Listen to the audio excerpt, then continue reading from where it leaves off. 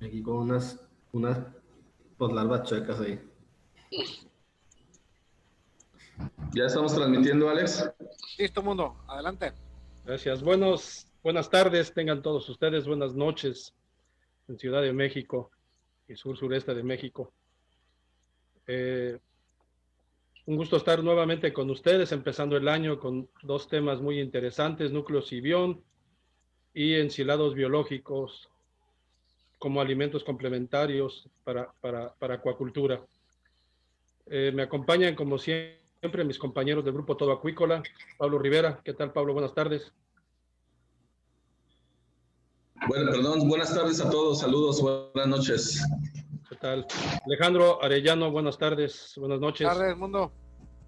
Darío, buenas tardes, buenas noches por allá. Saludos del Ecuador, saludos a todos. Alberto Aciain. Buenas noches, saludos a todos, feliz año. ¿Qué tal? Juan Alonso Islas. Hola, buenas noches, saludos, igual, Buenas feliz noches. año. Me voy a permitir presentar a nuestros invitados del día de hoy.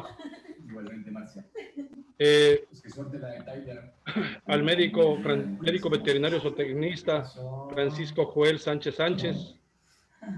Él tiene maestría en reproducción, pero se ha dedicado 15 años a la nutrición animal.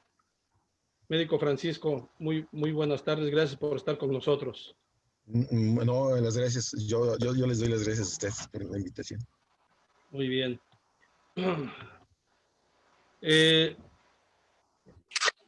Eduardo Alfredo Mendoza Quintero Mármol, ingeniero bioquímico en ciencias marítimas y alimentarias por el Instituto Tecnológico y de Estudios Superiores de Monterrey, Campus Querétaro y Guaymas. Formación de posgrado, recibió entrenamiento teórico práctico en el cultivo intensivo de especies tropicales en el Laboratorio de Investigación de Enfermedades de Peces en Nir David, Ministerio de Agricultura, División Pesca en Israel, y la maestría la realizó en Ciencias en Acuacultura y Manejo de Pesquerías en el Instituto de Acuacultura de la Universidad de Stirling, Escocia. La verdad es que voy a hacer muy resumido el currículum de Eduardo y espero que no se moleste. Voy a ser bien específico: 6 distinciones académicas, internacionales e internacional, experiencia profesional, ha participado y desarrollado en proyectos concernientes a tilapia, carpa, langostino malayo, anguilas, cíclidos endémicos mexicanos de Centro y Sudamérica, salmón y ostión, entre otras especies, en países como Israel, Escocia, Japón, Estados Unidos, Chile y Gran Bretaña. Como docente, desde 1985 ha impartido numerosos cursos para técnicos, productores y estudiantes en técnicas de manejo y planeación en acuacultura, administración y costos de producción, principalmente de tilapia y especies nativas. De octubre de 1998 a la fecha es el director general del PUCTE de los Humacinta SADCB, empresa productora de crías masculinizadas de tilapia de alta calidad genética, producción de crías y engorda de tilapia, mojarras nativas y peje lagarto, programas de repoblación de cuerpos lagunares, programas de tanques circulares y jaulas flotantes, desarrollo de procesos de aprovechamiento de pez diablo mediante ensilaje biológico, secado solar y obtención de filetes, venta de alimento balanceado, materiales de equipo y servicios de asistencia técnica y capacitación para la pesca y la acuacultura. Esto es muy resumido, pero también va a estar disponible en nuestra página el currículum de nuestro amigo Eduardo. Eduardo, gracias por acompañarnos. Muy buenas tardes. Buenas noches a todos. Te agradezco tu amable presentación, mundo, y la invitación para colaborar con ustedes. Antes que nada, a todos mis mejores deseos para que este año tengamos sobre todo salud y eso nos dé chance de echar para adelante con todas las broncas que traemos encima, ¿no? Les agradezco mucho la invitación. Correcto. Muy bien. Pues vamos a empezar. Médico Francisco Sánchez, ¿qué es el ensilado biológico? Bueno, yo no hago un ensilado biológico, ¿no? Perdón, el núcleo cibión. A ver, ¿qué es el núcleo cibión? Así es. Nomás déjeme darle tantita historia, porque si no, no me va a entender. Por mi formación, he tenido que trabajar regenerando suelos, ¿sí? He tenido que trabajar en lagunas de oxidación, he tenido que trabajar sobre todo con microorganismos. Yo cuando comienzo a hacer núcleo Cibión, para mí tengo 5 principios que me mueven. Mi primer principio tiene que ver y hablando específicamente como alimento para camarón, tiene que ver con que tengo que reconstituir o regenerar un ecosistema, ¿sí? Mi segundo principio tiene que ver con inmunidad o salud. Y a mí me queda claro que la inmunidad o la salud está ligada a nuestros microorganismos, ¿sí? Mi tercer principio con el que trabajo es fertilización. Mi cuarto principio es reciclaje de nutrientes. Y en mi quinto principio empiezo con nutrición, realmente, ¿no? Para mí, si no tengo uno de estos, la verdad es que no puedo formular o hacer lo que estoy buscando, ¿no? Y ahorita anteriormente a que iniciáramos yo le hacía el comentario, ¿no?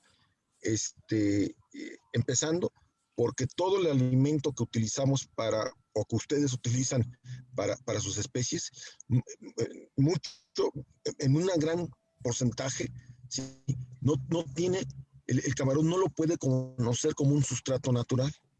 Y podría a lo mejor hablar, no sé, trigo, maíz, grano seco de celera, diferentes fuentes de proteína, pasta de soya, ¿no? O sea, el camarón o la tilapia a mí me queda claro que no lo pueden conocer como sustrato natural, ¿no? Pero sí entiendo y sí sé que la parte más importante de un alimento son los microorganismos asociados al alimento. Y la digestión empieza inclusive a través de ellos. Y me queda claro que las bacterias que vienen asociadas al alimento, ¿sí? Son las que vierten sus enzimas y comienzan a hacer un proceso de digestión, ¿sí?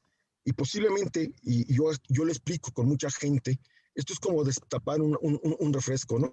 Mientras no tengamos el destapador, no vamos a poder tener el líquido, ¿no? Y realmente, para mí, quien está, o sea, estoy utilizando a las bacterias como la herramienta que me están destapando esta lata o este refresco, ¿sí? Para poder vertir el contenido, ¿no? Y ese es, en pocas palabras, el primer principio con el que comienzo, ¿no? De ahí que yo a mis clientes les pido que hagamos, ¿sí? Una digestión con el alimento. ¿Qué pido? El alimento llega a granja, está en granja, pido que lo pongan de 12 a 24 horas en agua propia del mismo estanque, ¿sí? Y lo puedan dar de 12 a 24 horas posteriores.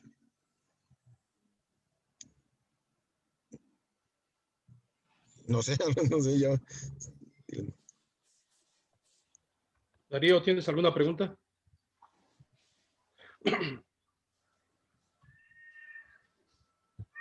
No se te escucha, Darío. Adelante.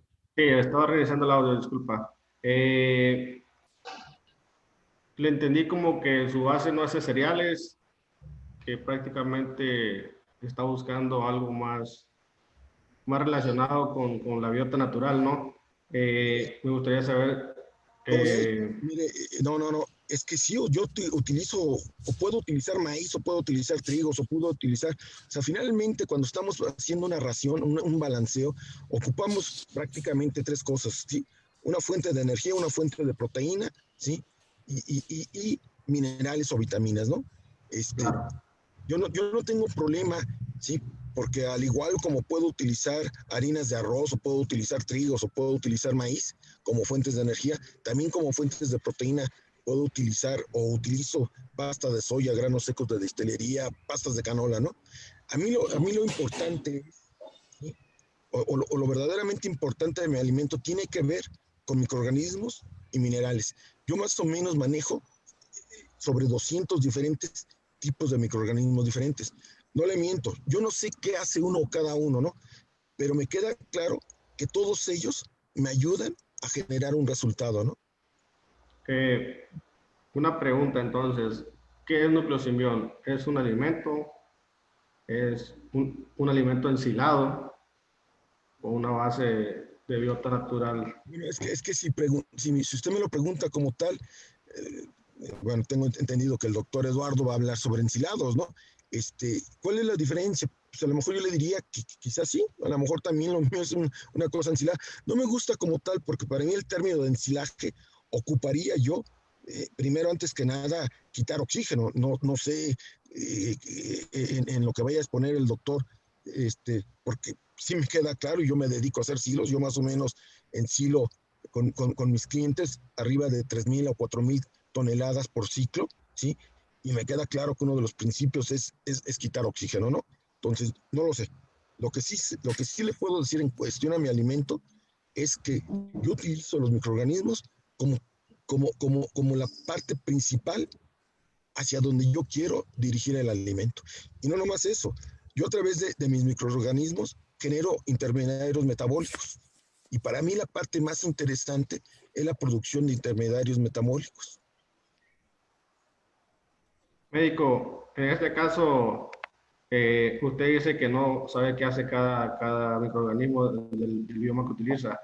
En este caso, ¿sería el mismo bioma para trabajar con camarón que para trabajar con rumiantes o monogástricos y poligástricos? No sé, ¿tendría que cambiar en algo el bioma que va a utilizar para que este alimento sea funcional en ese caso, o es prácticamente la misma constitución? De hecho, he hecho un bioma, como usted lo menciona, más específico hacia lo que yo quiero. A mí me queda claro que si estoy hablando de una vaca, de un rumiante, ocupo otro tipo de microorganismos, ¿sí? En el caso, y de hecho, para mí, o sea, yo lo que estoy haciendo, y disculpe, lo voy a expresar así, ¿no? Yo con el biólogo Felipe le digo, a ver, biólogo, estamos apenas sembrando una semilla, ¿no? O sea, a mí me mueve la idea o el principio que a lo largo, aunque ahorita comentaron y ciertamente tengo 15 años en nutrición ya más enfocado, tengo 30 años alimentando ganado, ¿no? Y la única diferenciación que yo tengo sobre muchas plantas es la utilización de microorganismos. A mí los microorganismos me ayudan a generar intermediarios metabólicos y le voy a ser franco y honesto. Hay cosas que no las conozco. Lo único que sí sé y mido son resultados, ¿sí? Y ahorita ciertamente, pues sí, he ido seleccionando un tipo de microorganismos porque yo a través de ellos quiero o busco dos cosas: que el sustrato, dígase el alimento, me puedan ayudar a digerirlo y a ponérselo tanto al camarón, sobre todo el camarón, ¿sí? Como algo que él sí pueda utilizar, ¿sí? Por un lado. Y por el otro lado, también ocupo esos microorganismos como una parte importante de ese ecosistema que me va a ayudar, inclusive, diría, con el reciclaje de mis mismos nutrientes, ¿no? Prácticamente eso es. Entonces, médico, si me permite, lo que buscaríamos con el núcleo Cibión es lograr los componentes básicos como los bloques de construcción que si bien el organismo acuático no reconoce como un sustrato natural, pero sí tiene elementos de donde tomar un bloque de energía, un bloque de proteína, un bloque de minerales, y entre más variado, digamos, sea el bioma, mayor también la diversidad de esos bloques básicos que podría aprovechar. Mire, se lo voy a poner muy simple, o lo voy a querer explicar lo más simple posible. Por favor, porque tenemos productores de todos los rangos, sí. Sí, yo le podría decir, tenemos a lo mejor, no a lo mejor, tenemos realmente azúcares, aminoácidos o proteínas, ¿sí? Triglicéridos o grasas, ¿no? ¿Sí? Realmente el anabolismo, ¿sí? Es muy sencillo. A ver, déjame concentrarme para darle una mejor explicación. Hay muchos, o sea, podemos partir de estas tres cosas, ¿no? Como alimentación. Nosotros alimentamos a través de proteínas, ¿sí? Azúcares o grasas. Pero en realidad, el cuerpo, con estos tres diferentes tabiques o diferentes sustratos, hace una diversidad grande, ¿sí? Porque me queda claro que hay una diferenciación entre la célula de una vaca, la célula de un camarón y nuestra propia célula, ¿no? O inclusive una misma célula vegetal, ¿no? O sea, me queda claro. Y lo que hace diferente, sobre todo en las células animales, es lo que hace cada célula con la energía que le entra con los aminoácidos o la proteína que consume, ¿no? Bueno, pero lo que sí sé, porque esto lo he manejado durante 15 años, es que a mí las bacterias me dan una riqueza de metabolitos, ¿sí? Que yo le llamo precursores metabólicos, con los cuales puedo alimentar inclusive al camarón. Y aquí es cuando yo le comenzaría a decir, a mí las bacterias me producen vitaminas, ¿sí? Que finalmente las voy a ocupar. Y no nomás las vitaminas, inclusive me ponen activos los minerales. O sea, me los ponen en una forma funcional. Muy bien. Una pregunta, Pablo, aquí. En este caso, ¿el nucleosimión contiene proteína de origen animal o solamente de origen vegetal? No me gusta la proteína de origen. Yo cuando definí mi alimento, qué es lo que quería de mi alimento, hay 3 cosas que a mí no me gustan. No tengo nada contra el alimento peletizado, a mí no me gusta, ¿sí? No tengo nada, no me gusta utilizar ninguna fuente de origen animal, ¿no? ¿Sí? Y el tercer punto, tampoco me gusta producir diferentes ciclos. O sea, tendría que explicarle más. La verdad es que luego me cuesta trabajo concentrarme en esta forma. Digo, no, esta forma me es nueva, ¿sí? Pero yo cuando definí mi alimento, yo no estoy buscando diferentes etapas. ¿Por qué? Porque yo he visto lo que hace un mismo pasto en una pradera, ¿no? Yo tengo en una pradera, en un potrero, puedo tener una vaca gestando, una vaca dando leche, una becerra creciendo, ¿sí? Un toro finalizándose, comiendo el mismo pasto. Y me queda claro que lo que enciende el cómo voy a utilizar ese pasto se llama genética. En este caso, pues estamos hablando de animales que pues, son poligástricos y aparte pues son... Sí, pero pueden le voy a decir digerir. algo. Hay cosas biológicas que aplican. Aquí no necesariamente, o sea, a mí me es más fácil hablar de vacas porque es lo que tengo 30 años manejando, ¿no? Pero como principios biológicos aplican. Yo le platico un poco de lo que se hace aquí en Ecuador. Yo tiene muchos años trabajando alimentos predigeridos, ¿no? Predigeridos o lo que es simbiótica, lo que es mimética en mi caso. Y realmente sí se sustituye un porcentaje del alimento, pero realmente al 100% no tiene el mismo rendimiento que el balanceado. Porque hay limitaciones en los bloques de aminoácidos esenciales, algunos ácidos grasos como los fosfolípidos que normalmente los tenemos en el aceite de pescado. Y cuando hacemos la comparación en un sistema productivo no sé, ya a nivel industrial, una densidad elevada no da el mismo rendimiento. O sea, es cierto que la proteína de soya ayuda bastante, en el caso de la proteína vegetal, pero no nos ha compensado ese crecimiento. Como negocio, ha sido prácticamente, puede ser algo en que nos apoyamos, pero no es que estemos hablando de trabajar solamente con alimentos a base de... Tengo muchos años, y disculpe que lo interrumpe, yo tengo muchos años trabajando en rumiantes, y a mí me queda claro que si necesito metionina como un aminoácido azufrado, que es mi primer limitante, yo nomás ocupo darle a mis vacas una fuente de azufre, y ellas se van a encargar de producirme la metionina. Y esto mismo sucede, ¿sí? Si yo lo hago con mi alimento. Esto es lo que yo he venido haciendo. ¿Qué densidad han trabajado con ese alimento de camarones y qué crecimientos ha tenido, crecimientos semanales promedio? Tengo varios casos. El más interesante, hemos manejado densidades de cerca de 100 piezas o 100 camarones por metro cuadrado. Doctor, ¿es el crecimiento semanal? Sí. Bueno. Sí, se cortó un momento, Darío. Creo que no se escuchó. ¿Y cuál ha sido el crecimiento semanal cuando trabajo con 100 camarones por metro? Yo he trabajado hasta 500 y he tenido diferentes crecimientos semanales, ¿no? De acuerdo a la calidad del alimento y la calidad del agua. Mire, yo mis rendimientos al primer mes, ¿sí? Yo llego más o menos a los 3.5 gramos en promedio, ¿no? y tengo granjas en las que he podido llegar inclusive a los primeros 30 días a 4.5 gramos, ¿no? Posteriormente traigo crecimientos de 1.5 gramos a 2 por semana. Pero en el de 100 metros cuadrados, en de 100 camarones por metros cuadrados, ¿cómo fue el crecimiento? Sí, esos fueron los crecimientos. ¿En qué granja, disculpe? Bueno, ahí sí no se lo voy a decir. Y no se lo voy a decir porque no tengo autorizado con muchos de mis clientes. Muy bien.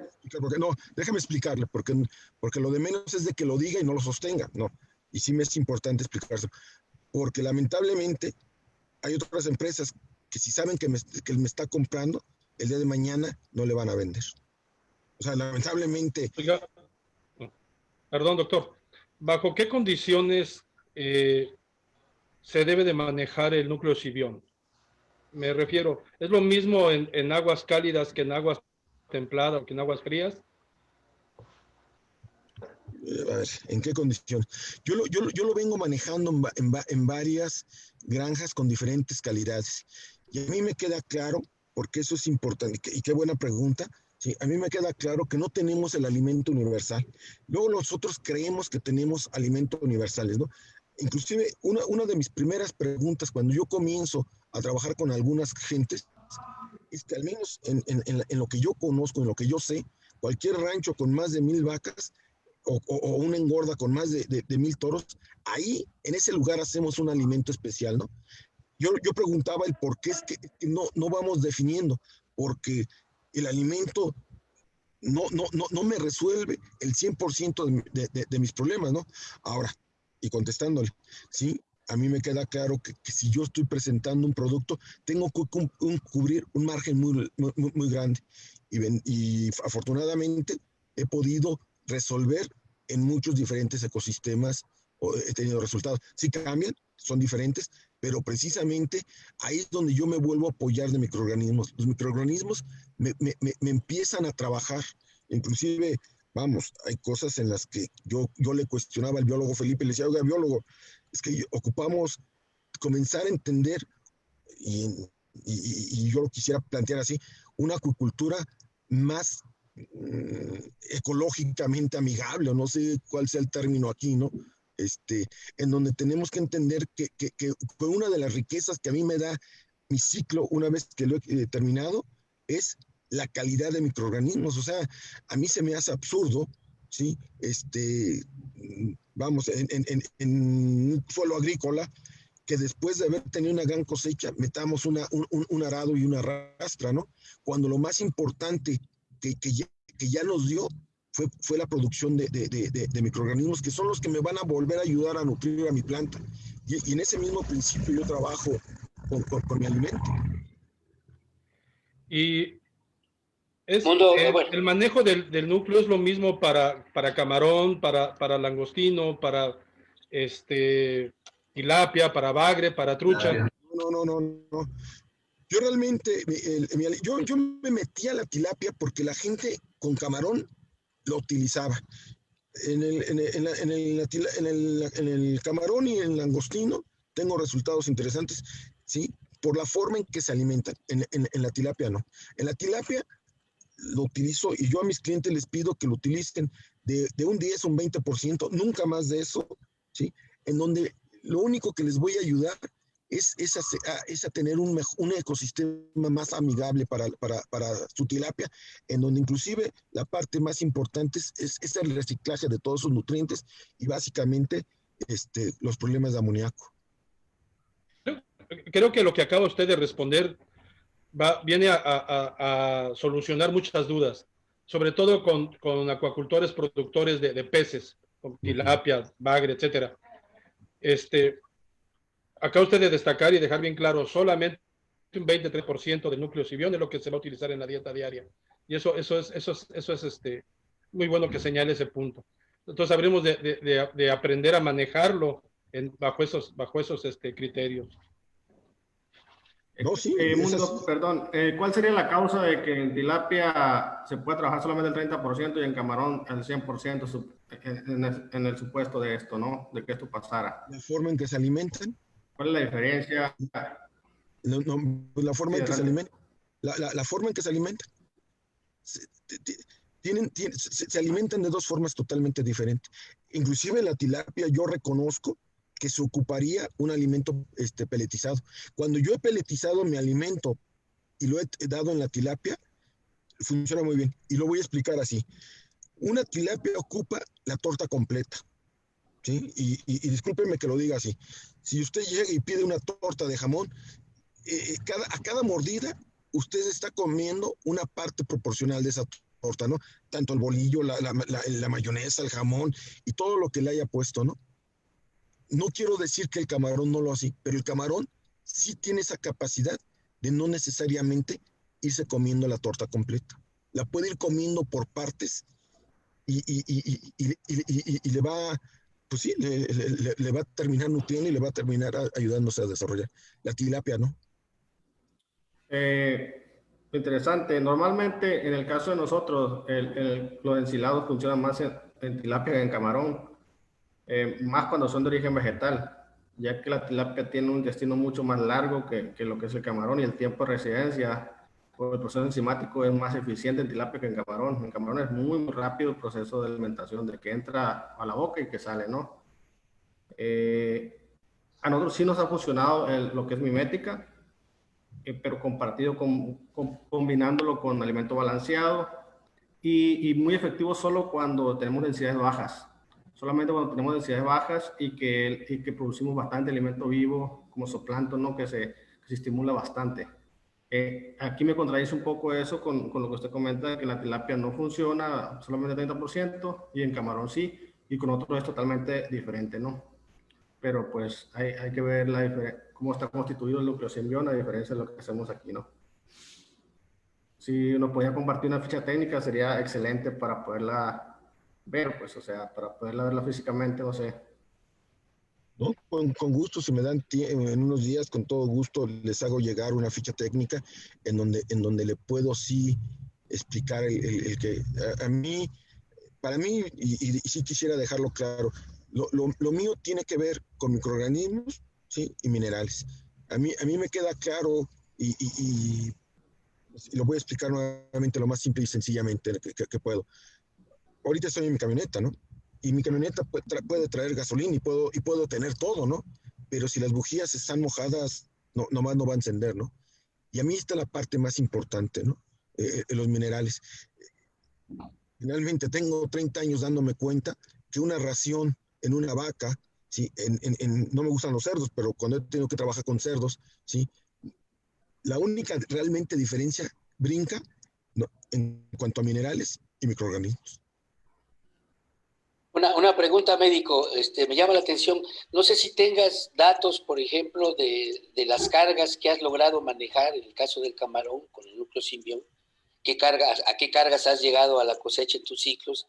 Y si tienes datos de los costos por kilo producido.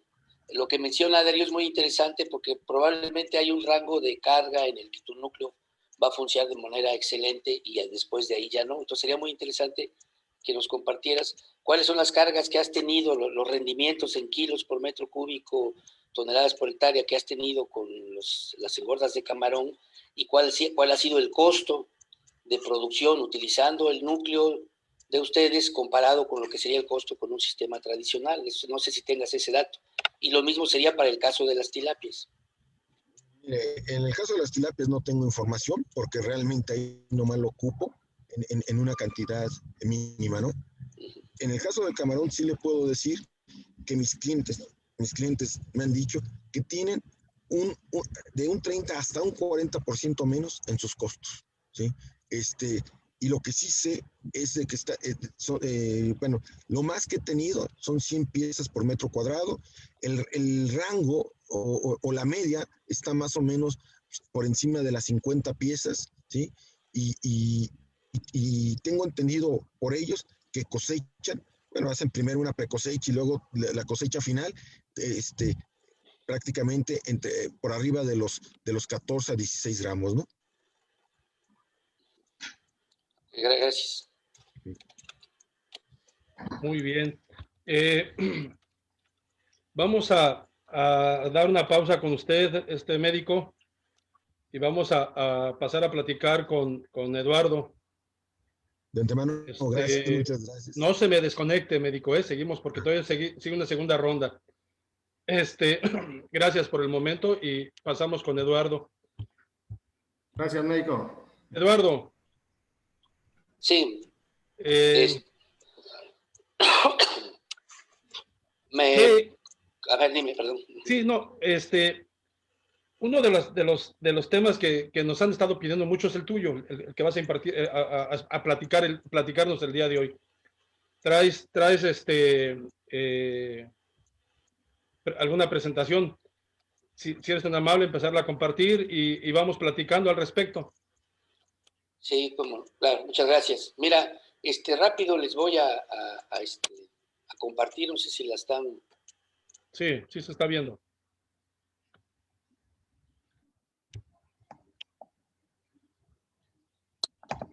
La están viendo.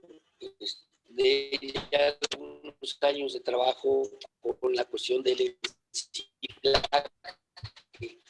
El ensilaje biológico en particular fue lo que me solicitaron, aunque hemos hecho al respecto. Una definición muy breve. Hay gente que no tiene muy claro qué es en sí el ensilaje de pescado, qué métodos hay, qué aplicaciones tenemos y algunos ejemplos de tecnología que en particular nosotros hemos desarrollado en los últimos años con el pez diablo, ¿no? Esta especie invasora. Entonces, en cuanto a los aspectos importantes, ¿verdad? Pues es la importancia de los costos de alimentación dentro de nuestro esquema de estructura de costos de producción. Ese es un punto muy motivador y muy importante como para tomar en cuenta estas opciones alternativas.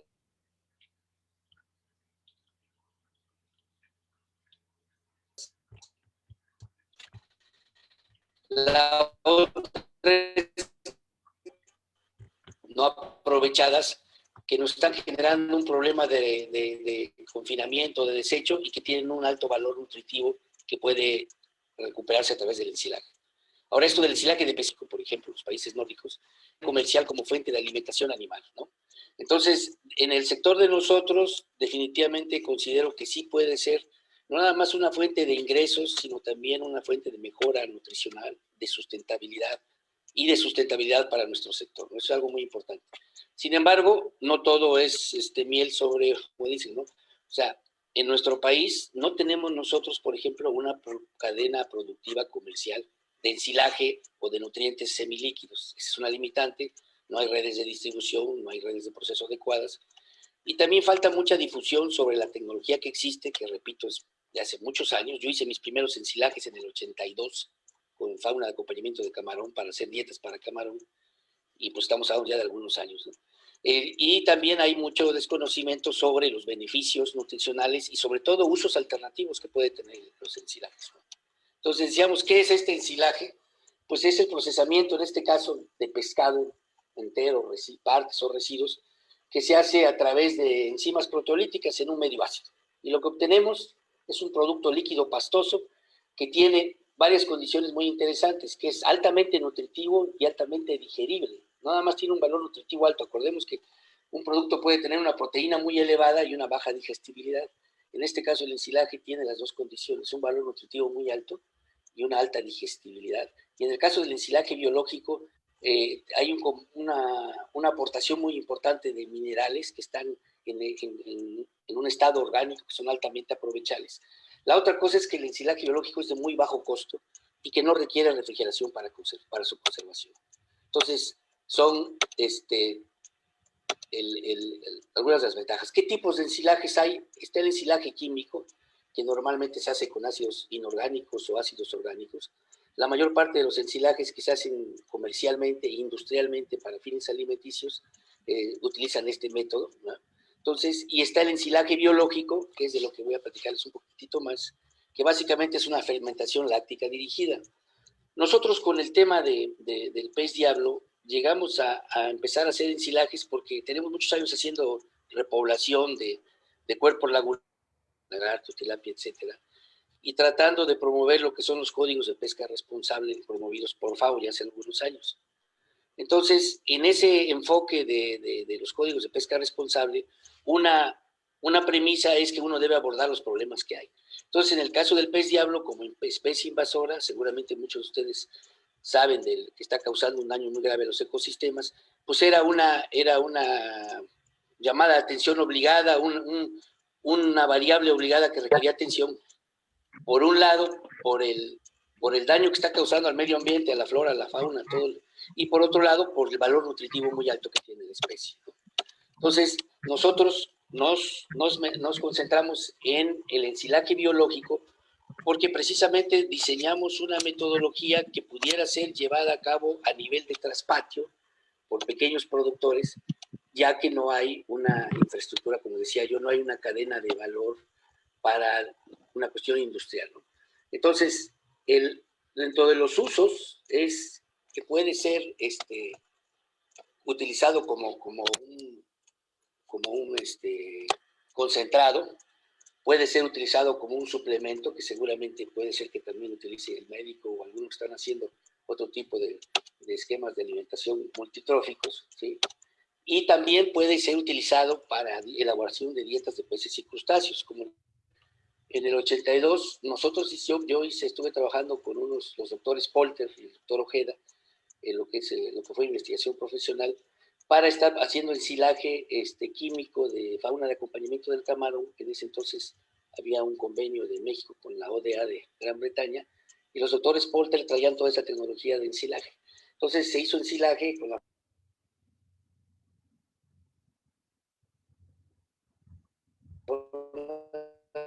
acompañamiento y se hicieron dietas en diferentes lugares, en diferentes momentos, dietas donde la fuente de proteínica principal ha sido el ensilaje. Otros usos es biofertilizante y el procesamiento o reciclamiento de desechos. Yo ahí es donde le veo en el corto plazo mucho. La gente, sobre todo a pequeña escala, a veces tiene que estar disponiendo de mortalidades o de a la gente que filetea, eviscera, etcétera. Las empresas grandes, por ejemplo, que tienen cantidades muy altas de desechos, pues tienen una materia prima muy importante como para poderla procesar. Entonces, una alternativa que puede no nada más ser utilizada de manera inmediata como fuente de alimentos, sino también tiene otros usos. De hecho, quizá algunos que además de acuacultura hagan agricultura tecnificada, muchos yo tengo un compadre que está dedicado a eso para exportar hortalizas y está muy orgulloso de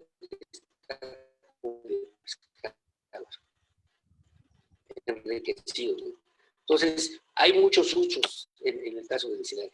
Les voy a rápido compartir. Nosotros desde 2010, con apoyo de diferentes fuentes, Zagarpa, de INAPES, empezamos a desarrollar ensilaje biológico, harina por secado solar y procesos de fileteo para hacer embutidos y alimentación tradicional. Entonces, solamente les voy a describir lo del ensilaje biológico. Básicamente, como dije, es una fermentación por bacterias lácticas. Nosotros hicimos con estudiantes de la Universidad Tecnológica una serie de corridas hasta que llegamos a un método que era simple y que nos daba el resultado que queríamos, ¿no?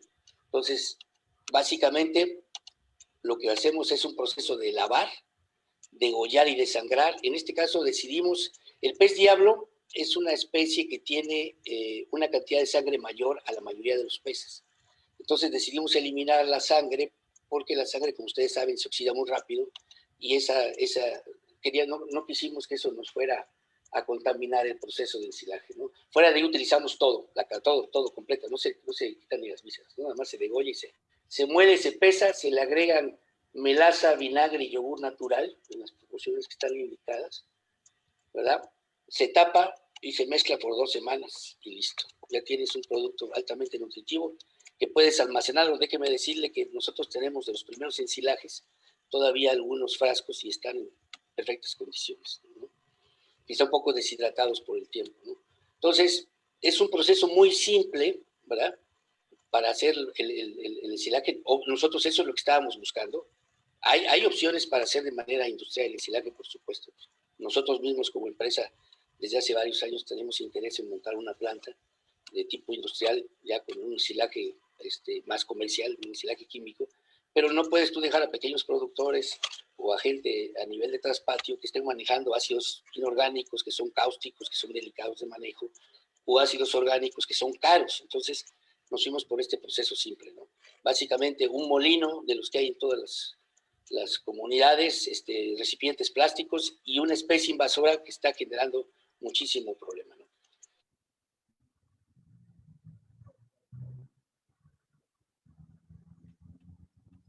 Entonces, ¿verdad? Se pone en un recipiente plástico y solamente se está moviendo durante 2 semanas hasta que el producto tiene una consistencia pastosa, ¿no? Y tiene un olor, hasta eso, no tiene un olor desagradable, tiene un olor dulzor, ¿no? Entonces sí, válgame Dios, es una peste que te van a correr de tu casa. Pero si el proceso está bien hecho, aquí lo único que hay que hacer, digo, nosotros lo estuvimos haciendo porque era a través de estudiantes, es estar monitoreando el pH, que no esté arriba de 4, ¿no? Pero ya una vez que se usan esas proporciones, utilizamos como 12 o 15 diferentes fuentes de carbohidratos, fuentes de bacterias lácticas, y eso fue en la combinación yogur, vinagre y melaza. Entonces, una vez que hicimos los ensilajes, hay una norma, que es la norma 242, que te obliga a hacer 3 tipos de análisis, ¿verdad? Cuando son productos de la pesca frescos. Hicimos en su momento los análisis bromatológicos, microbiológicos y de metales que marca la norma. Estos son los resultados. El M3 es el ensilaje, bueno, tomé las láminas de luz de los trabajos. M1 y M2 son 2 harinas obtenidas por secado solar también de pez diablo, pero en este caso que estoy comentando es el M3, estamos hablando de arriba de 32% de proteína, ¿verdad? Y como pueden ver, 34% de humedad, es una pasta, es un producto. En los análisis microbiológicos, pues no hubo nada de lo que marcaba la norma, ni vibrio, ni salmonela, ni estafilococos, ni coliformes. Obviamente, aquí el que esté o no presente bacterias que no son muy deseables, pues me depende más bien del origen, ¿no? De dónde se sacaron los animales, eso es lo que hay que tener muy claro.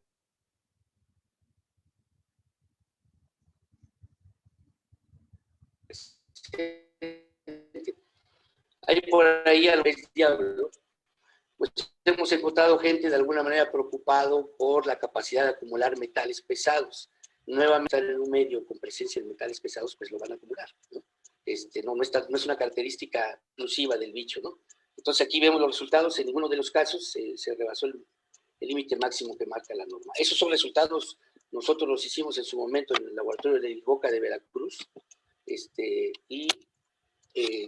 como parte de los trabajos que estábamos haciendo. Hay diversas publicaciones, dípticos y manuales que se generaron y que si alguien los quiere se los podemos compartir o pueden buscarlos seguramente en la literatura, pues están publicados por parte de COFUPRO, de algunos de CONAPESCA o de INAPESCA. Entonces, una cosa muy interesante que este análisis no es de nosotros, es de un trabajo, es el análisis bromatológico separado por partes. Fíjense el porcentaje de proteína que tiene el filete de pez diablo. Nosotros hicimos análisis, no lo tengo acá, pero estábamos en 78-80% de proteína. Es altísimo el porcentaje de proteína en el músculo de este bicho. Y la cuestión de las sales minerales también es muy, muy alta. De hecho, la gente que ha estado usando, mencionaba el médico, ¿no? La clave en la nutrición pues son los microminerales. Aquí tenemos niveles muy altos de zinc. Hay una serie de justificaciones. Nosotros en la capacitación que hemos hecho, mucha capacitación, incluso a nivel de broma les decíamos que es un Viagra pesquero, ¿no? Las cantidades de zinc que tiene. Tenemos mucha evidencia, por ejemplo, gente que está usando harina por secado solar en ganadería y que están aumentando sus índices reproductivos. Aquí no aparece, pero los niveles de otros micronutrientes son también muy altos. Entonces, todo esto puede ser de mucho interés para la gente que está trabajando con sistemas no convencionales de nutrición. Y repito, hay mucha información publicada y esto no es nada nuevo, ¿no? En cuanto a los costos, nosotros metiendo un costo de valor comercial por kilo del ensilaje, incluyendo el pescado, ¿no? A un precio a lo que estaba en ese momento el pescado más chico, ¿verdad? Sacamos un costo promedio por kilo de 7.70, que comparado con otros concentrados comerciales, pues es bastante interesante. Repito, poniendo todo mano de obra, etcétera, ¿no? El acarreo de los animales hasta donde se estaban procesando, ¿no? Que en el caso de alguien que lo haga en la granja o una comunidad, pues esos costos los aporta el mismo productor, ¿no? Se hicieron varias dietas, casualmente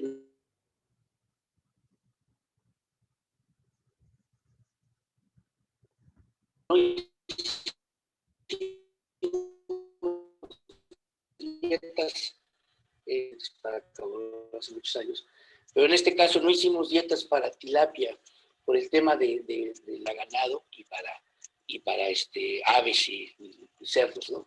Estoy trabajando con unos nutriólogos de la empresa. Y aquí, si pueden ver, por ejemplo, los costos, estas son las formulaciones que se hicieron para un alimento comercial, pues andan entre 3.30, 4.60, menos de 5 pesos. Entonces, por el tema, nosotros en el caso de la tilapia, en el caso del camarón, que necesitamos un alimento por lo menos peletizado, creo yo que quizá una oportunidad, muchas de las unidades pequeñas de producción, pues no son exclusivamente de peces, entonces pueden utilizarlo para otros usos, el procedimiento. Obviamente se puede utilizar para peces, hay en la literatura muchas dietas que se han hecho para diferentes especies, pero estamos con la limitación de que sea algo peletizado, ¿no? O extruido. Entonces ya requiere otro tipo de instalaciones. En cambio, especies menores, pues simplemente se mezcla, hace el balanceo, se mezcla y puede ser utilizado. También está el uso como biofertilizante, ¿no? Como sustrato enriquecedor de los núcleos que están haciendo. Entonces, muy brevemente, espero no haber sido muy rápido, ese es, en términos generales, ese es un pez diablo, por si alguien no lo conoce, ese pesaba casi 4,5 kilos, si mal no recuerdo. Esos son mis datos. Y no sé, pues pasaré yo a ver si tienen algún comentario, alguna pregunta. Eduardo, pues prácticamente lo que habla de ensilado, pues nosotros lo manejamos en la técnica biométrica, es un paso de lo que nosotros manejamos. En camarón nos da full resultados en sobrevivencia, el porcentaje de absorción es muy alto. Sí. Y realmente los ensilados actualmente se están utilizando ya casi hasta para consumo humano para reforzar las defensas del sistema inmune por las moléculas que se generan de fácil asimilación. Esto, lo que es el ensilado, por ejemplo, yo lo aprendí en agricultura orgánica porque soy técnico agropecuario. Me formé como técnico agropecuario, empecé en lo que es hacer agricultura orgánica. Ya comentabas tú que es como un biofertilizante, los violes y toda esta cuestión. Y cuando entré a acuacultura, pues ya lo fui adaptando a lo que me tocaba trabajar, ¿no? Y la verdad que ha sido un éxito completo el caso de utilizar, pero lo otro lo hacemos a base de bacterias, ¿no? El proceso de ensilado es a base bacteriano totalmente, no yogures, sí lleva melaza porque es una sustrato, una fuente de energía, ¿no? Una fuente de carbono. Pero más que nada con trabajo bacteriano, normalmente bacilos más fuerte, pero sí a veces son compendios, biomas, ¿no? Biomas que usamos para trabajar. Y la verdad que lo explicaste muy bien. Gracias por la explicación, muy clara. En mi caso me gustó porque es parte de lo que hacemos, ¿no? Fíjate que hay una cosa interesante, Darío. En el caso en este ejemplo del pez diablo, si tú estás utilizando, estás haciendo un bioma de otro origen, si estuvieras en donde existe el pez diablo, en donde existe fuera de su hábitat natural, es un problema grave a atender, entonces ahí estarías matando 2 pájaros de una pedrada. Estarías dándole un uso a una especie que es un problema, pero estarías además beneficiándote de que el valor, no sé qué estén utilizando como materia prima, pero si tú ves los datos bromatológicos de la especie, el valor nutritivo es altísimo. Sí. Yo creo que los resultados que están teniendo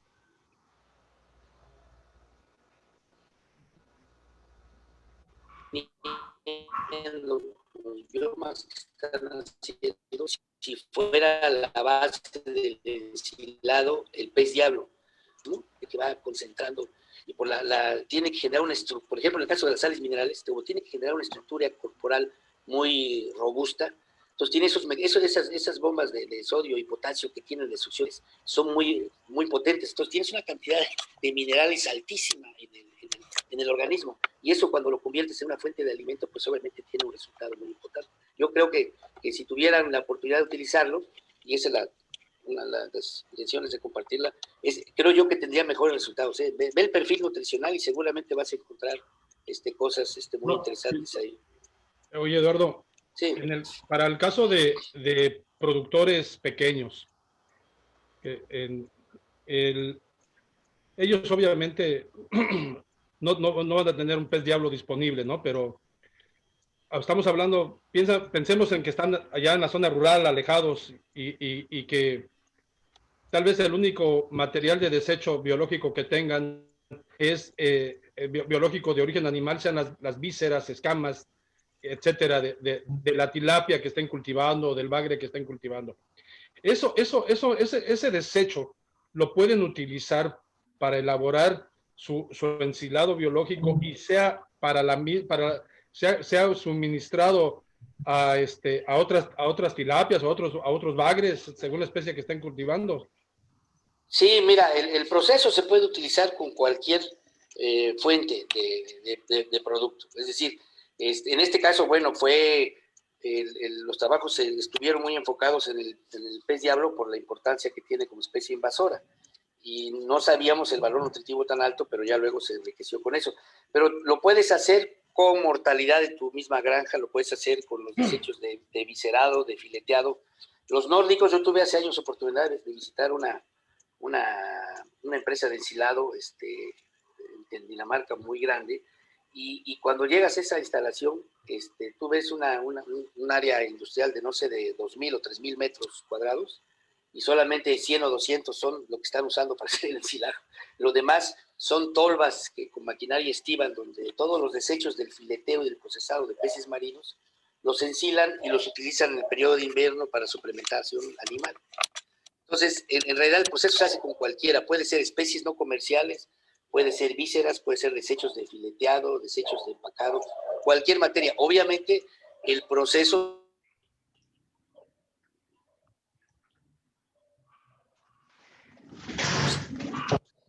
tendrá que ajustar, pues tendría que hacer algunas pruebas para usar la combinación de fuentes de carbohidratos. Aquí preguntaba Alonso qué equipos se necesitan. En el caso de nosotros, ¿qué utilizamos?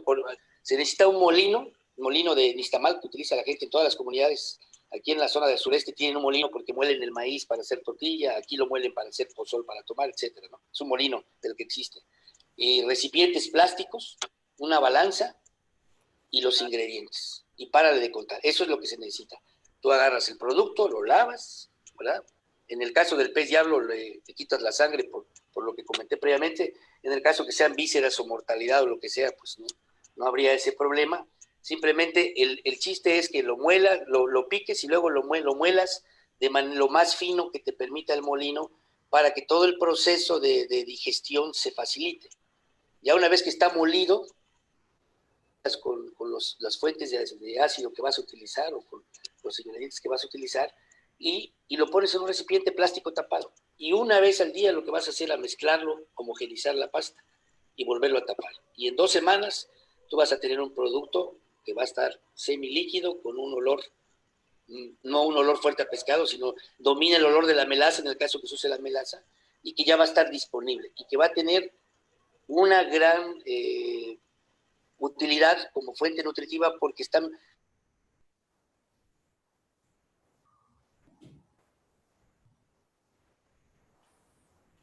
todos los nutrientes, no importa la fuente, obviamente habrá que ajustar la metodología. Por ejemplo, ahorita aquí en Tamaulipas, para tratar de que están saliendo ahí en la pesca, por ejemplo, en el caso de Acuagranjas, ellos tienen, por el tamaño que tienen una mortalidad muy alta que recogen, y ellos en algunas partes ensilan, en otra parte hacen extracción de concentrados, hacen harina, en fin. Ustedes saben que en el negocio de nosotros la mortalidad es alta, sobre todo en la tilapia, ¿no? Comparado con otras zootecnias, y todo ese producto uno lo tiene que desechar, ¿no? Lo tiene que quemar, lo tiene que incinerar, lo tiene que enterrar. Entonces, dependiendo de qué tengas, pues, ¿cómo se llama? Pues es el producto que puede ser. A lo mejor en zonas donde hay pesca y que tienen algunos productos ya sea que son chicos o que se empiezan a descomponer, que no tienen valor comercial, pues los pueden ensilar y luego reutilizar para alimentación, ¿no? Una gran ventaja es que el ensilado no requiere refrigeración. Desafortunadamente se me olvidó en la oficina una botellita. Nosotros incluso los etiquetamos con los logos de los que nos financiaron y el análisis cromatológico general. Tenemos ensilaje que debe tener pues seguramente más de 8 o 9 años, y el único cambio que noto es que pues por tanto tiempo se ha ido concentrando, se ha ido deshidratando un poco, ¿no? Pero en las capacitaciones incluso que hacemos, pues los compartimos, se los mostramos a los productores para que lo vean y todo, y no tienen ningún mal olor ni nada. La otra cosa interesante, bueno, eso ya es un comercial, del caso del pez diablo, pues es que digamos, nosotros hicimos una técnica de fileteo para prepararlo, porque por su valor nutritivo, por ejemplo, pues se puede utilizar para hacer alimentos tradicionales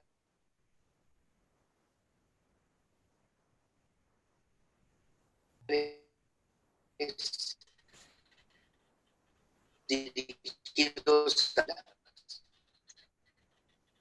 y el ensilado puede ser la base. Cuando hice yo el trabajo, había una iniciativa que querían hacer galletas para servir como fuente de nutrición en zonas marginadas. Yo me fui a Israel y cuando regresé ya no existía el programa, no sé qué pasó, pero sí el ensilado, o sea, en otro uso ya puede ser también una fuente de un alimento barato.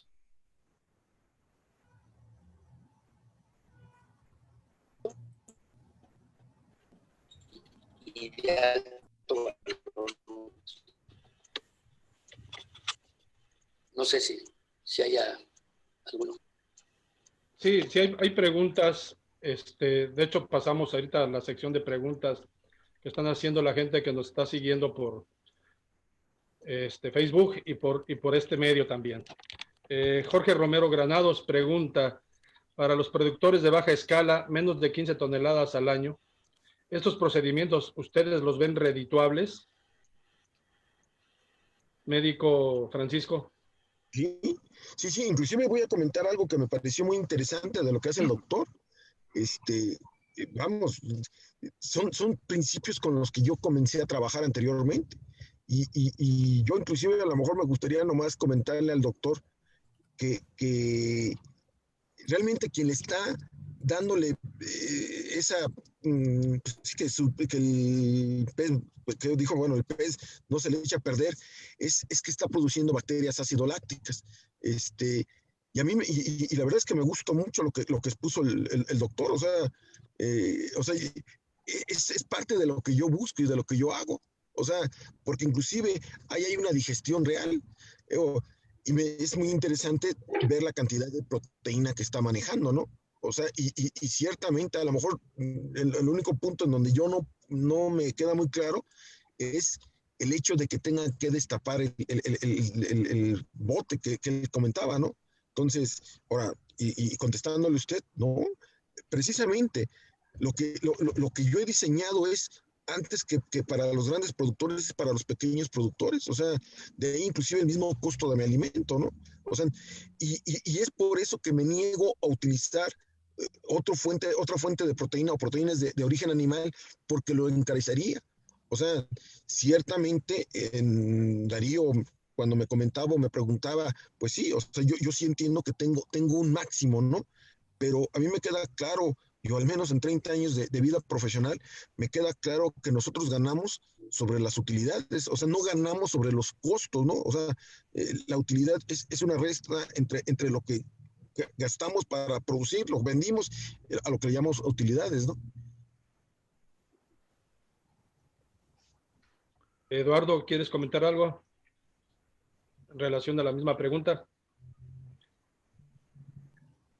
Sobre la escala, yo creo que el uso de ensilaje sí tiene posibilidad a diferentes escalas. Lo que variaría, obvio, por ejemplo, mencionaba yo el caso de Acuagranjas, con los volúmenes de materia que tiene, pues puede ser tiene instalaciones industriales para estar haciendo procesado de sus desechos. Un pequeño productor, un productor a nivel de traspatio, pues tiene una alternativa como la que nosotros diseñamos.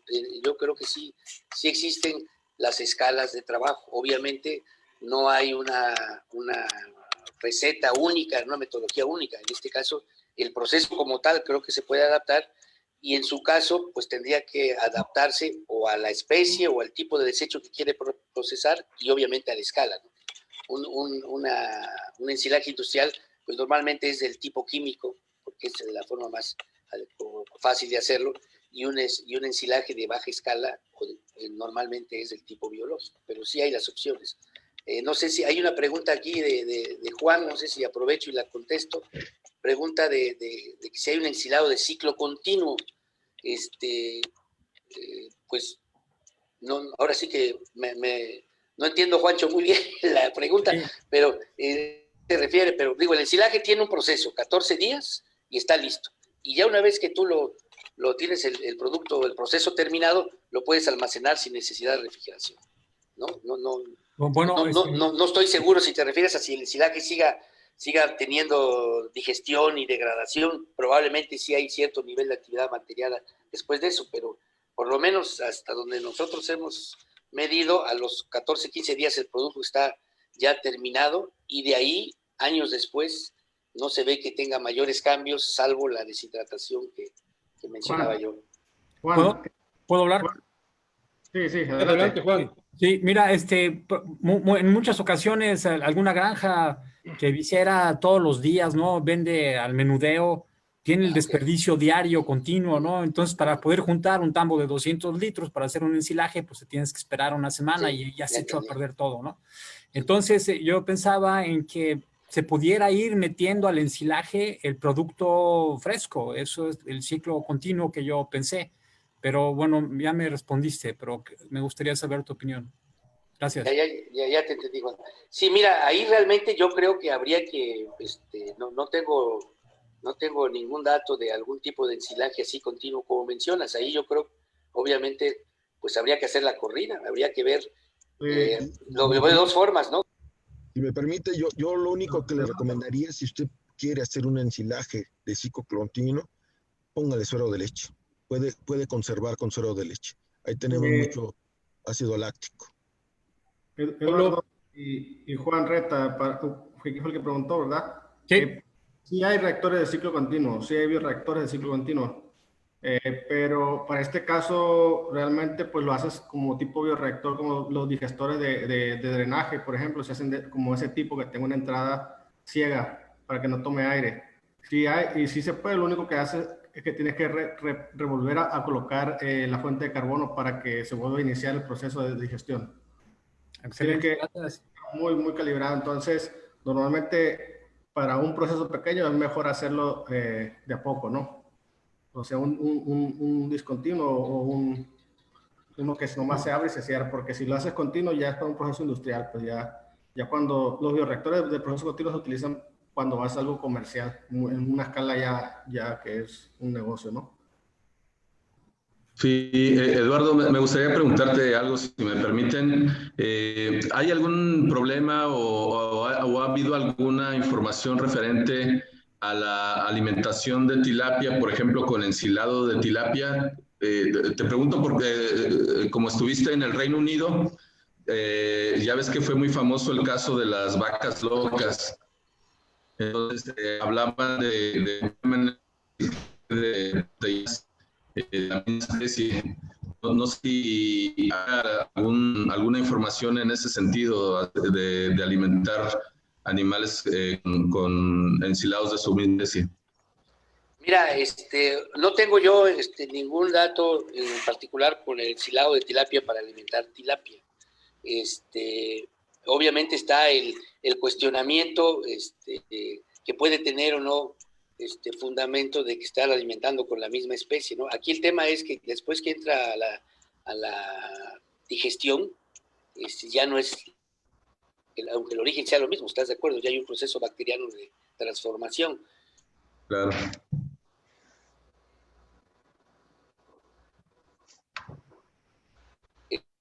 Estaría, no tengo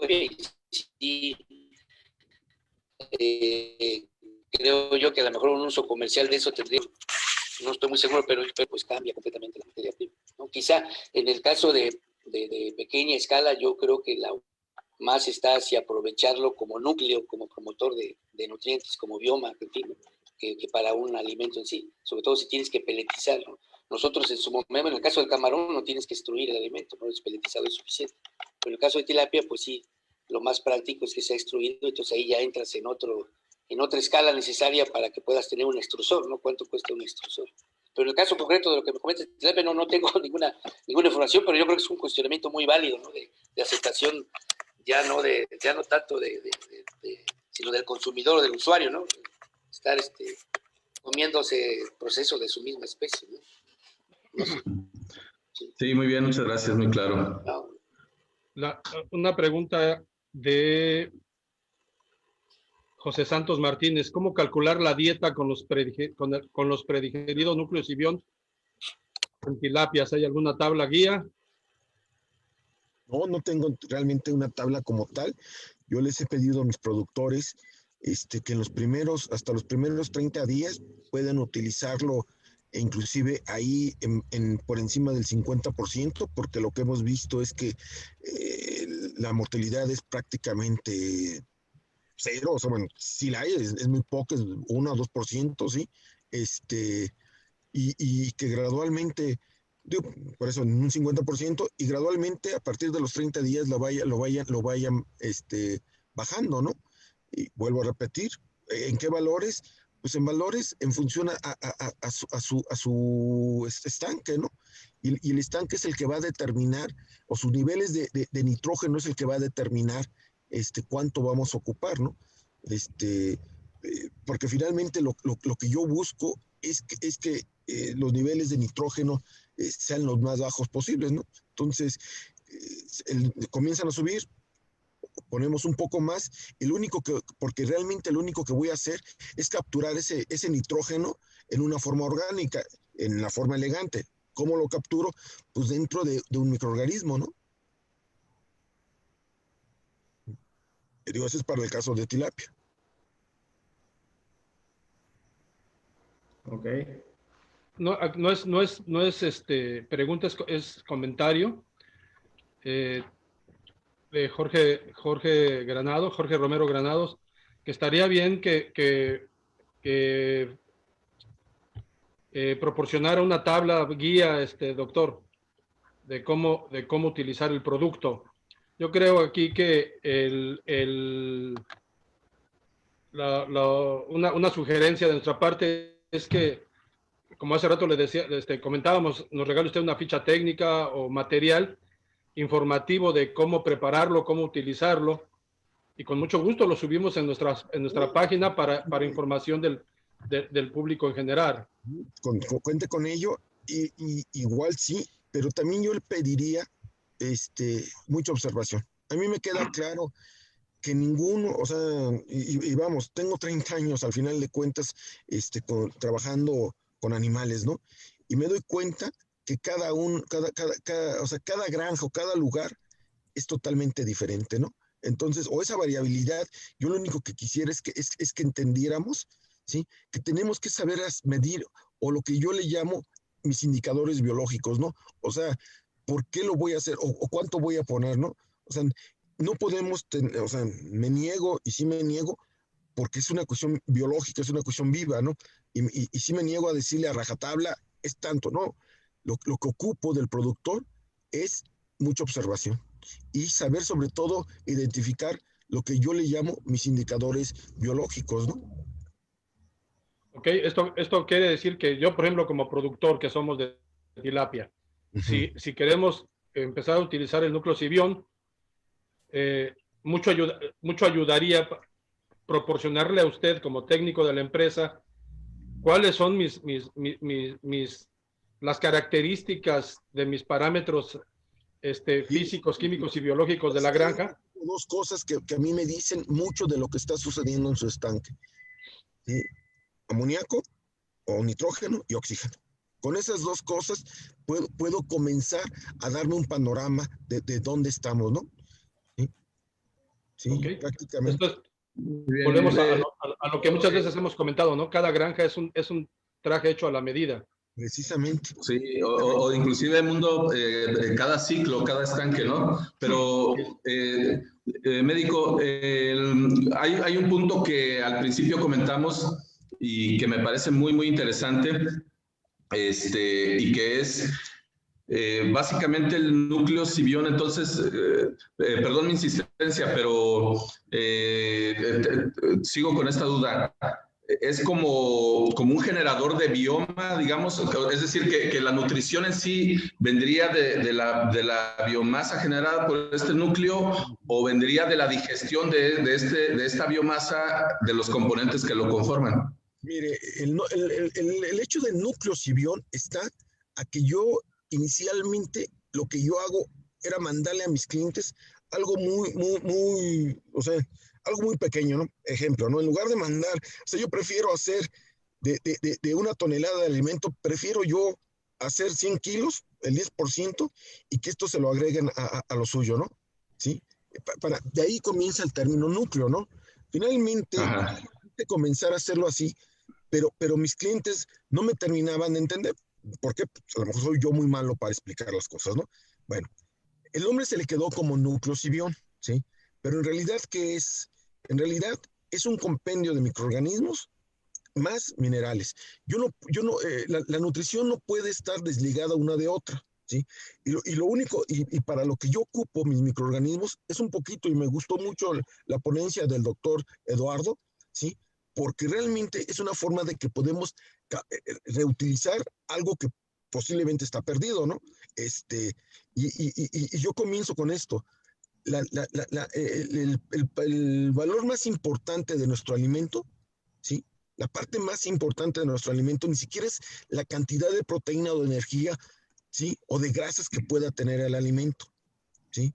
Es los microorganismos asociados a ese alimento, porque lo que yo ocupo primeramente es que las bacterias, o a través de los microorganismos, yo pueda en realidad comenzar a digerir estos alimentos, ¿no? Y vuelvo a poner mi primer principio de este trabajo mío, comenzó con esto, ¿no? Y disculpe que suena tan absurdo, ¿no? Yo no conozco hasta ahorita, no sé, en un mar en el que podamos cosechar o sembrar maíz, ¿no? Entonces, ¿cómo es posible que yo le pueda dar alguna fuente de maíz a un camarón si nunca lo ha podido conocer como sustrato natural? Pero sí me queda claro que si yo pongo microorganismos a que me ayuden a hacer esa primera digestión, y ahora quisiera explicárselo como si fuera una cebolla, ¿no? O sea, el camarón, si tengo la cebolla completa, ¿sí? El camarón a lo mejor las 3 primeras capas no las puede conocer porque no tiene las enzimas necesarias para empezar esa digestión, ¿sí?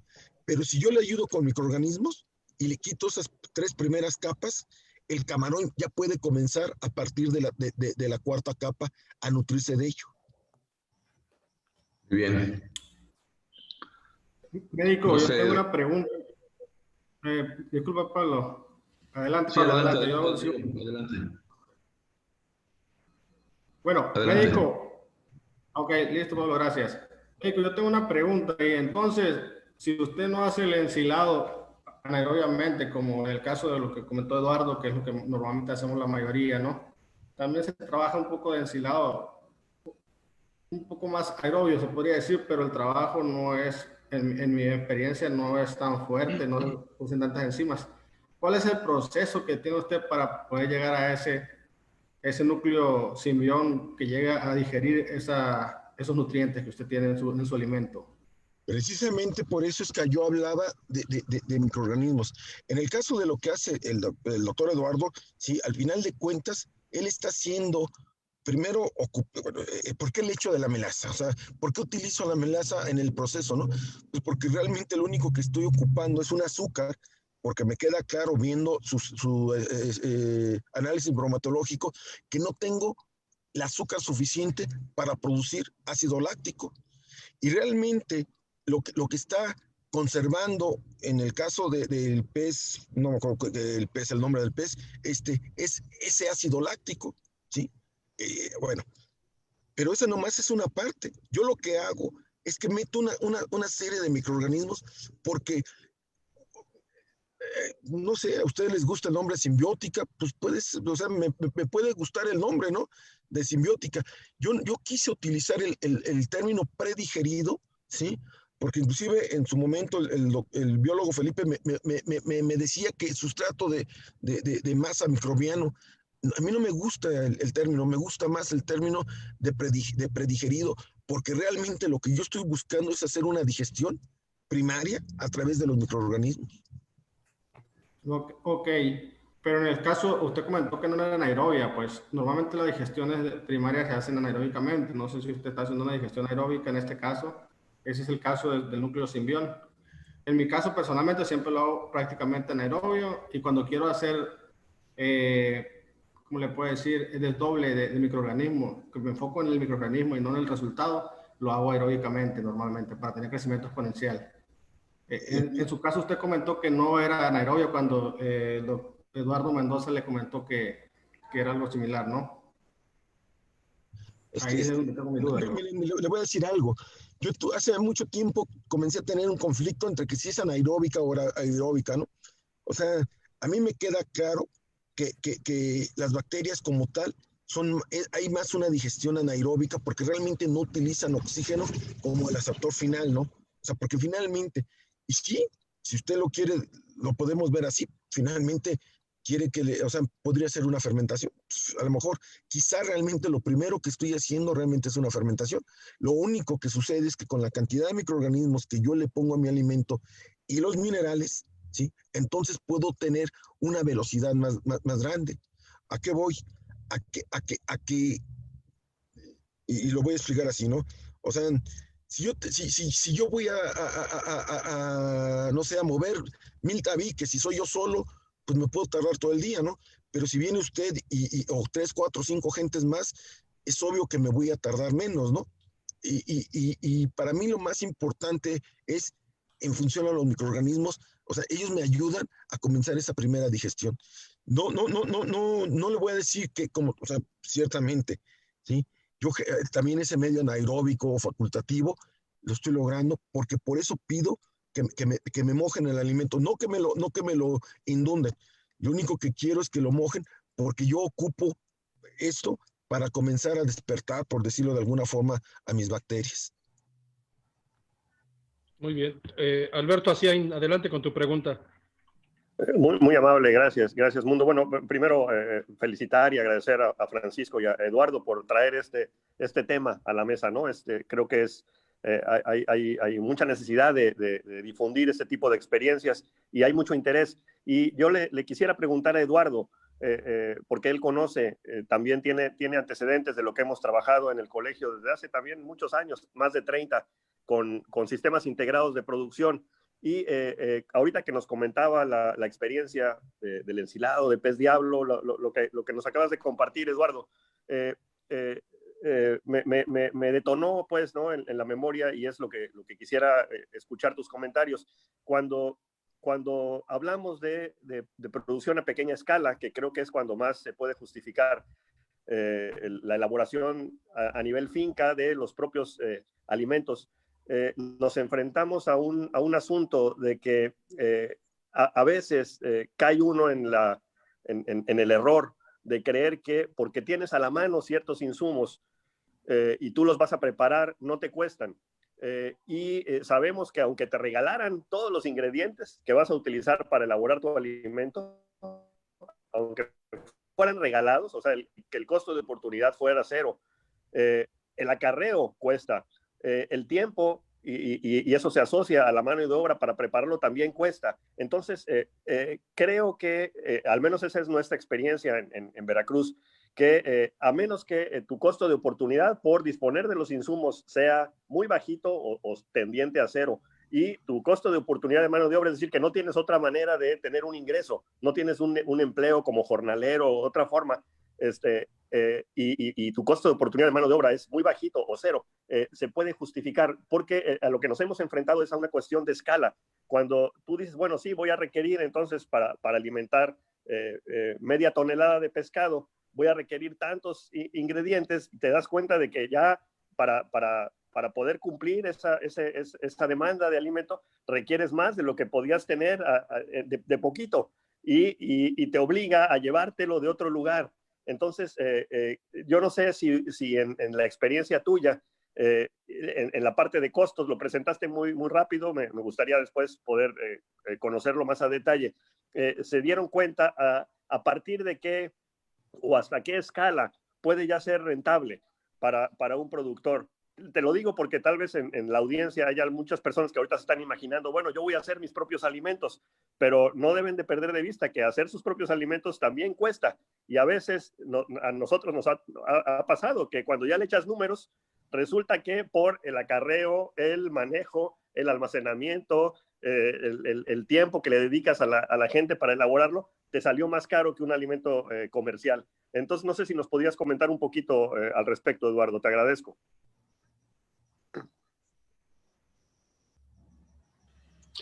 Sí, Beto, mira, definitivamente lo que comentas tú estoy completamente de acuerdo. Hay una cuestión de economía de escala que se tiene que considerar, ¿no? ¿Cómo se llama? Hace mucho sentido lo que tú dices. En el caso, vamos por partes, en el caso del producto de ensilaje de pez diablo, nosotros tenemos un producto que en cada punto de captura, los pescadores en la temporada de captura están sacando por cada tonelada de mojarra, a lo mejor están sacando 8, 10 o más de pez diablo. En algunas zonas de captura ya dejaron de pescar porque lo que sacan es puro pez diablo. Entonces ya es un producto y ellos tienen que trabajar. Por ejemplo, había un problema ahí, rápido te comento, se empezó a generar un problema con las capturas de pez diablo porque normalmente como no tenía valor para ellos, lo tiraban a un lado de donde estaban pescando, entonces eso se empezaba a convertir en un tiradero, una pestilencia, fuente de moscos, de contaminación. Tú sabes que en las comunidades pues están los perros, los cochinos comiendo, y bueno, y empezó a haber quejas de algunos pobladores de que los tiraderos de pez diablo pues eran de mal olor, etcétera. Y entonces lo que hicieron las autoridades fue obligarlos a que toda la captura de pez diablo la tienen que poner en lanchas y luego ir a tirar a una parte del río donde esté profundo. Entonces eso les genera un costo de acarreo que tienen que hacer para cumplir el mandato, pues, para que no tener queja con los vecinos de donde están pescando.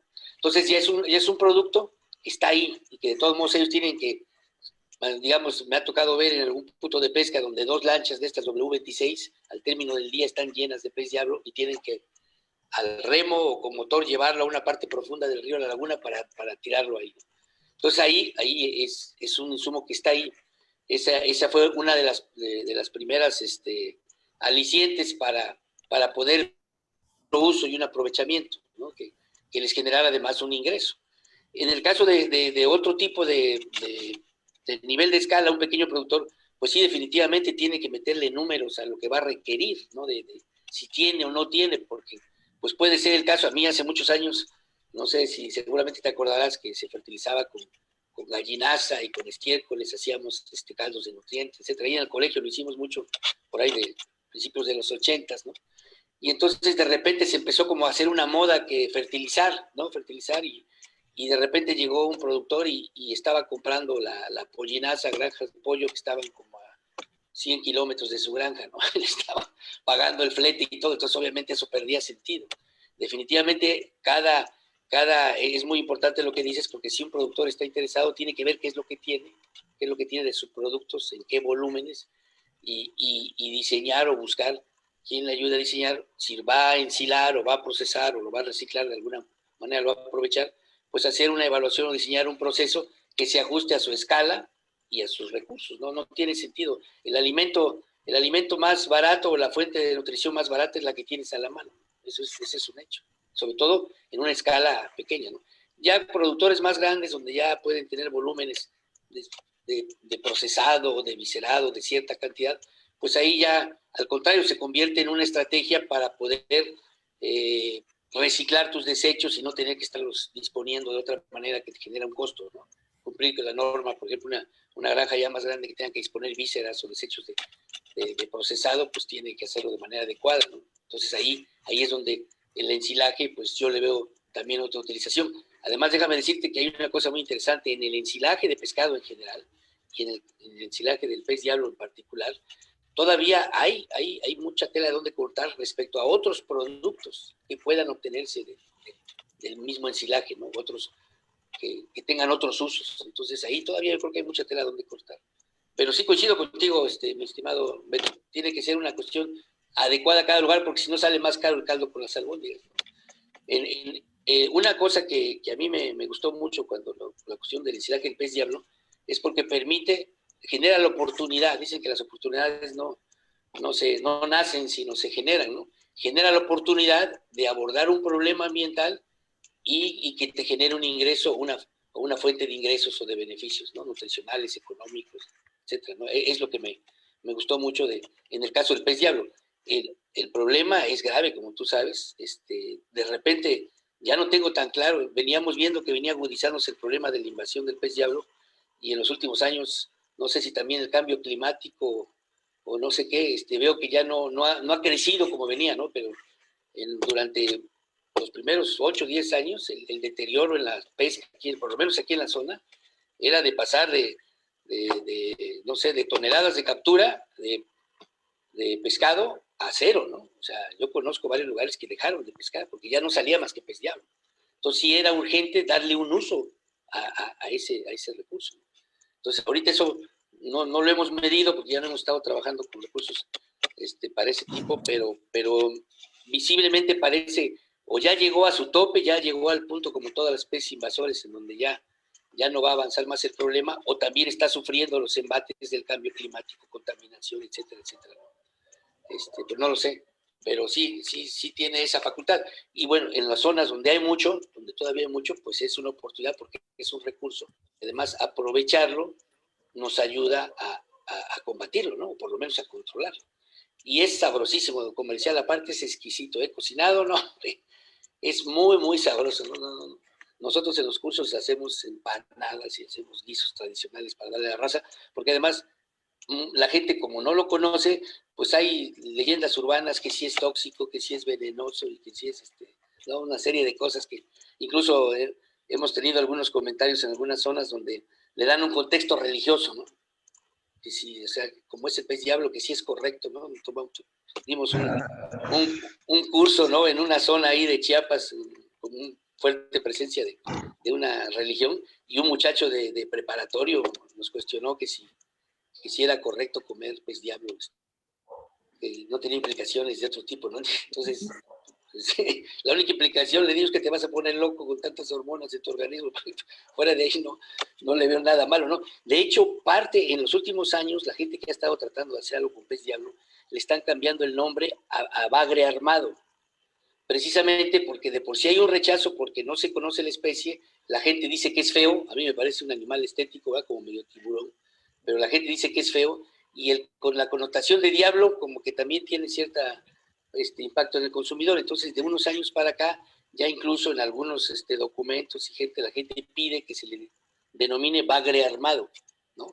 Entonces, precisamente para tener menos rechazo de la gente a consumirlo y aprovecharlo. Sí, pero vas a ver cómo la comunidad de bagreros del país se te va a ir encima por llamarle bagre armado, ¿verdad? Ya lo estarán haciendo. Tendremos que buscar otro nombre común que sea aceptado por todos, porque digo, yo aquí conozco 2 o 3 demonios más grandes que el mismo pez diablo, ¿no? Que están aquí presentes, pero bueno, cuestiones de cultura. Sí. ¿Por qué no le llamamos Baza Armado? Está canijo, bueno. Que no te oiga el doctor Platas porque te va a echar pleito. Así es. Estamos ya de hecho, finalizando el tiempo.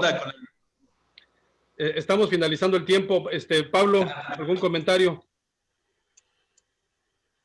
Se quedó paralizada la imagen. Pues muy interesante. Muchas felicidades, Médico Francisco, muchas gracias. Muy interesante, de verdad. Hay cantidad de preguntas que también le vamos a hacer llegar a través del correo. Muchas gracias por aceptar la invitación.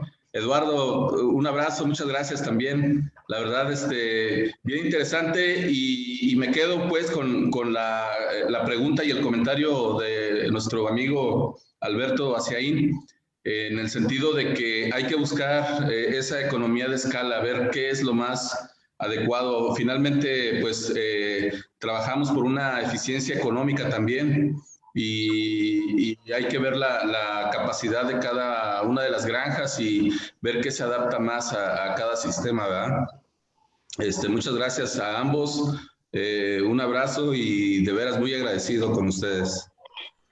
Muy bien. Darío. Gracias. Gracias, médico Francisco. Gracias, Eduardo Mendoza. Fue una buena charla.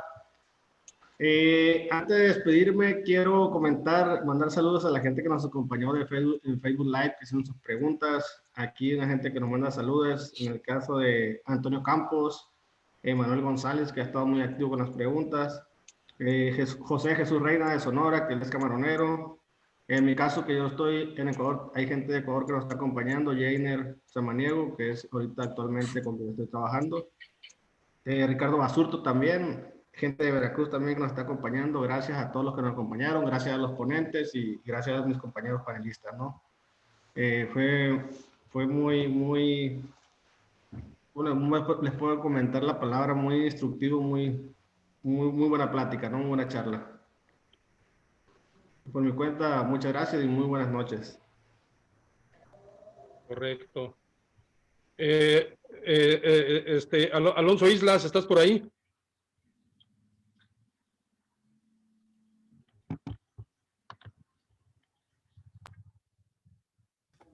Aquí ando. ¿Sí me escuchan? Sí.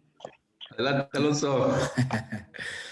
No, igual, gracias por las presentaciones. Creo que es importante que se empiecen a dar a conocer estos temas. Yo realmente el asunto de núcleo Cibión, pues creo que es la segunda o tercera vez que lo escucho, ¿no? Entonces, yo creo que es importante que se divulguen estas biotecnologías que hay para mejorar los cultivos.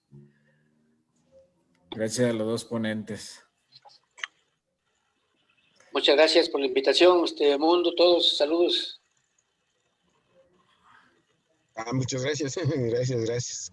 Alberto, bueno, agradecerles nuevamente y los esperamos en el próximo. No sé si Mundo ahorita va a anunciar de qué trata el próximo tema y de la mesa de viscerado y por ahí nos veremos. Un abrazo, buenas noches. Buenas noches, saludo, abrazo a todos, muchas gracias por la invitación. Experiencias, ándale, muy bueno. Gracias. Órale, ahí vamos a ver el Juancho también. Mundo, tu micrófono, por favor. Mundo, tu micrófono.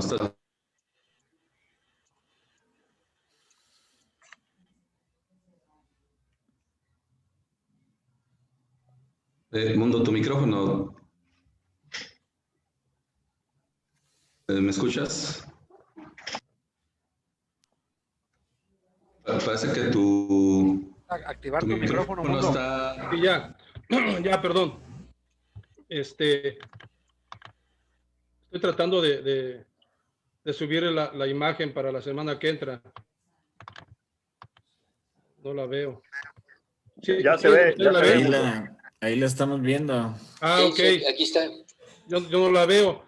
Es experiencias en el cultivo de langostino. Ese va a ser el tema de la semana que entra. Y pues los invitados son igual de gran experiencia.